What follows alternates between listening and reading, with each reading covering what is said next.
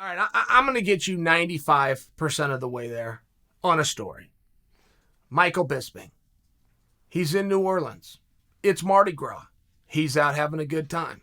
Everything at Mardi Gras is filmed, right? I mean, everybody's carrying a camera. Everything gets filmed. Now you take a celebrity, which is Bisping, you put him out there. Of course, whatever he does is going to be caught on camera, including some scumbag coming up and sucker punching him.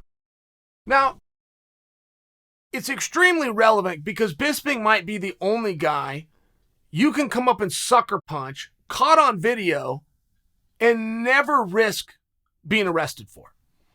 Like, there's not a scenario where Bisping, who's going to turn you into the police, bring the video, get you charged with assault, find out who you are, find out you are somebody, sue you and try to get money. Like, he might be the only guy that you can go sucker punch and get caught and have no repercussions. All right, fine, but this is what happened. So Bisping spoke about it now that it's going around. And I'm going back months. This is a period of time ago. 4 months? First time I saw this.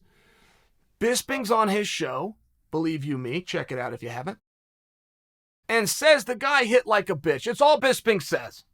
Now, there's not a whole lot that you can do if you're in Bisping's shoes. You have some level of pride and ego. There's no question if the guy hadn't blended in to the audience, I mean, right? There's no question how this would have gone. This is the most Bisping's going to do. He's going to play it. He's going to bring it down on your show. He's going to say you hit like a bitch. Great. I don't think any of this is a surprise. What else are you going to do? He's going to go find the guy? Come on. So the dum-dum in question, has now made himself available. The dum-dum in question is now speaking up, and he said something to the effect of, I had no idea who I hit was Michael Bisping, a UFC fighter. And of course he's going to come out and say I hit like a bitch. So on and so forth. The guy goes on to defend himself and basically say, I will fight Michael Bisping. Now, I got a huge problem with that. I have a huge problem with anybody who does a cowardly act of sucker punching somebody else in the face. That's weird to me. Not to mention the circumstances. Bisping was out having a good time. He's amongst people at a celebration. He's smiling, he's laughing, he's enjoying himself, works pretty hard. Good to see the count out having a little bit of fun, right? Nothing wrong with that. Some guy comes up and punches him. That's a scumbag move. Bisping takes the high road. He does not sue the guy. He does not press charges. He speaks on something that's going viral, and he was pretty light, quite frankly, to say the guy hits like a bitch. I mean, that's playground. That's a playground term. There's not a lot else Michael could do. What's the other side? They go, oh man, the guy hit so hard and he really hurt me, and I think I fractured my jaw. Come on. He didn't have a lot of options. He took one of the options he had. And now the guy has the audacity to come and speak out about it and act as though Michael was in the wrong. Well, of course he's going to say I hit like a... It's like, first off, you're a coward. Let's start with that. It's a criminal act. It's illegal what he did. Not to mention the environment where nobody's feathers are up. Nobody is being cautious because you're out having a celebration. And now the guy is going to try and take an approach of calling Bisping out. I do not wish harm on a civilian like this guy. I don't wish harm. I don't wish that Bisping goes and finds him and goes and brings his own camera and says, hey, guy that hit like a bitch, let's see what you have. I don't wish any of those things. But I'm also not going to sit back and let Joe Coward, who got caught on film, try to act as though he's taking the high road by calling the count out. He didn't call him out when he had his chance. He didn't call him out when they were face to face. He didn't say, I would like a piece of you now. He never said it. He sucker punched him. You know, I had this happen to me. I think I'm speaking to you, personalize this. I had this happen to me. You know how every bar fight that's ever happened in the history of time, the person telling the story did absolutely nothing. You know how that's always the tale? I did nothing. I did nothing. I was at Chinook Winds, and we brought a show. I promoted an amateur show. We had a show out there. We had an event. So we were guests of the tribe The show had ended and they invited us to an after party. So I go to the after party. I'm sober as a drum. I'm meeting with other executives. We're lining up another show. My mother is with me. Just to plead my innocence, my mother's with me. We happen to be leaving. We happen to be walking out. We're about 20 yards from the door. And it's dark. It was a nightclub, right? Oosh, oosh, oosh. And you got the ball spinning. It's dark in there. And this dude comes up. Boom. He cracks me right in the face. Right here. Right on the side. Like, what the? If you get hit really hard like that, I don't know how to explain it, but there's a thud. A bit of a, whoa, where am I type moment.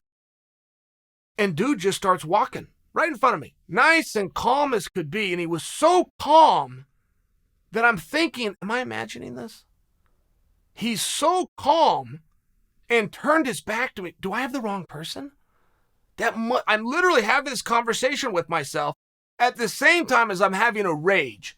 And I'm going to come up behind, and I'm going to body lock him. I'm going to throw a wrestling move called a suplex. I'm going to suplex this guy. Like, all of this is going through my head at the same time. And I'm with the leader of the tribe who brought us out in the first place. So we get to the door and the guy goes, hey, you have to press charges. And the guy I'm with goes, no, you have to press charges. So we get to the door and he tells the security who walkie-talkies another security in front of us. They stop the dude that hit me and they stop him and he's standing over there and I'm here I am. And I want to let this go. I largely wanted to let it go because I wanted to look like a nice guy. I didn't want any problems. I wanted to come back and I want to do business here. I want to go off to my room. That's that. And he keeps telling me, no, you have to press charge. Okay, fine, let's press charges. So the cop that's talking to me, now don't forget, the person who hit me is now stopped by another security guard and we're out of the club. So it's no longer dark. I can see everything. Everything's clear. They got the guy stopped. So the cop that's talking to me keeps saying, okay, she hit you. You want to press charges against her. And have you ever seen that whatchamacallit? Have you seen that commercial for the candy bar? And it's a big confusion. What's its name? Whatchamacallit? No, just tell me what it's called. Whatchamacallit. Do you know what I'm talking about? That's what I was having when the guy kept saying, do you want to press charges against her? I'm looking at her and going, who's her? No, he hit me right there. No, are you saying that she hit you? Are you sure it was her? And I'm going, no, I'm not sure. He hit me right there. That guy. You see the problem. You see the problem. The guy that hit me, female. It's a female that hit me. Now my problem is even bigger as I see it. And mine's all internal. This is all ego. Legally, this is very clear. I have been assaulted. But ego-wise, I don't want to press charges against the guy. Now, I really don't want to press assault charges against a girl. This is ego. This is a personal choice, but it's my choice. My choice. It's highly awkward. And the guy that I'm with keeps saying, no, you have to press charges. And why? And he finally tells me, his name was Josh, and Josh finally goes, because 2 weeks ago, she did that to me. And I go, what?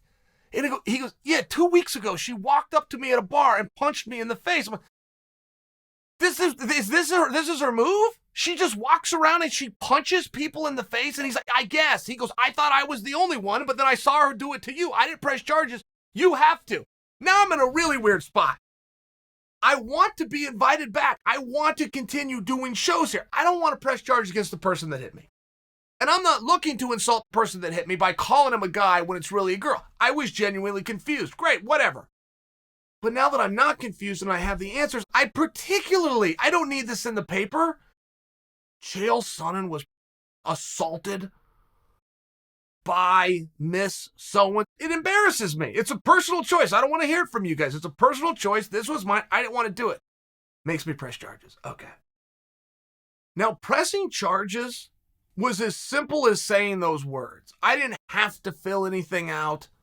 It held me up. I got to stand there at the entrance. I got to be there with my mom. I get asked 20 times, are you okay? Which is highly embarrassing for me. But that's all I have to do is say the words. So I say the words. She gets detained in some fashion. I mean, they escorted her out like in hand. I don't know what happened after that. They take her to the car and give her a ride home, or she's got to go and get bail out. I have no idea. I never followed up on it. My phone was ringing and I got some letters and there was some kind of a court date. And I know how court works. If I don't show up, she therefore gets cleared. So there's her big Christmas present from me. I caused her a little stress. Nothing ends up happening. I'm sure there was no charges, but I relate to Bisping in some level. I do. Bisping's coming out. All he gets at us is say the guy hit like a bitch. That gives Bisping some kind of pleasure. I have the same evil pleasure. The gal resembled a he, which I know is an insult. I'm looking to hurt their feelings. But that's all I got. That's all I got. And there's a piece of me that hopes that stings.